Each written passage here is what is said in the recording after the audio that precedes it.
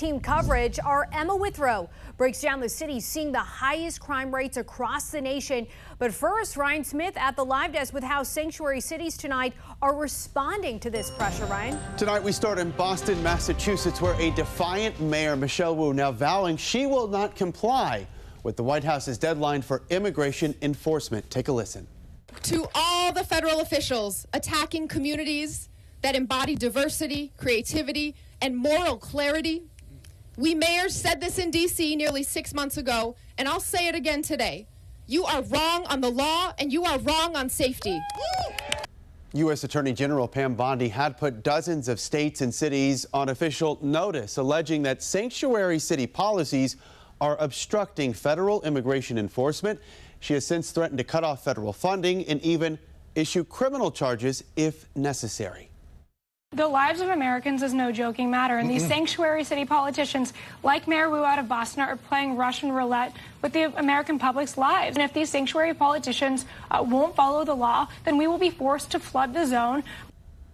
Elsewhere on the West Coast now, Washington State's governor pushing back here, telling the U.S. Attorney General, quote, "You are hereby notified that Washington State will not be bullied or intimidated by threats and legally baseless accusations."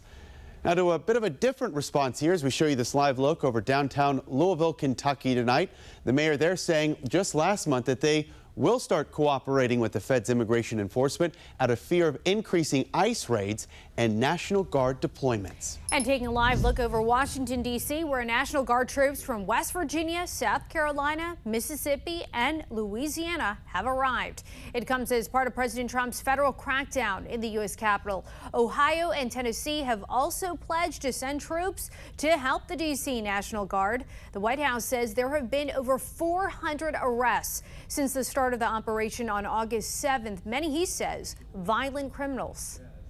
President Trump and this administration are focused on putting them behind bars and unapologetically standing up for the safety of law-abiding American citizens. 48 homeless encampments have also been cleared in D.C. White House Press Secretary Caroline Leavitt says it's part of Trump's effort to address crime in the city and make the nation's capital more beautiful. The increased law enforcement presence around the city has sparked demonstrations by district residents. And the Justice Department is investigating whether police in Washington, D.C. manipulated data to make crime rates look lower. There's been debate over crime in the district. President Donald Trump claiming the city is crime-ridden, but D.C. officials say violent crime in the city is down nearly 30% compared with this time last year. The MPD put a commander on leave in May for allegedly changing crime data, but this probe goes beyond that individual.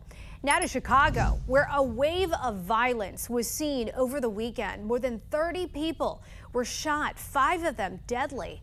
This comes as President Trump has previously threatened to move federal forces in like we're currently seeing in the nation's capital. City leaders are dismissing violence claims despite police warning Chicago residents to remain vigilant.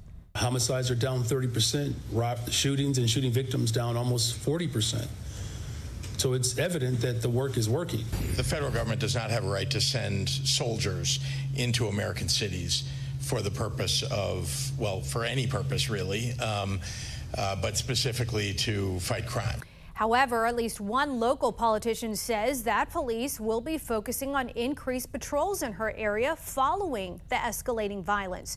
In Colorado, more than 24 suspected members of the Venezuelan gang Tren de Aragua are in U.S. federal custody and facing charges, including murder for hire, drug trafficking, and firearm offenses. The 9-month-long investigation tied to crimes at a Denver area apartment complex led to a grand jury to charge 28 people in a 39-count indictment, including 3 described as TDA leaders. 2 other suspects were nabbed in Colombia and are awaiting extradition to the U.S.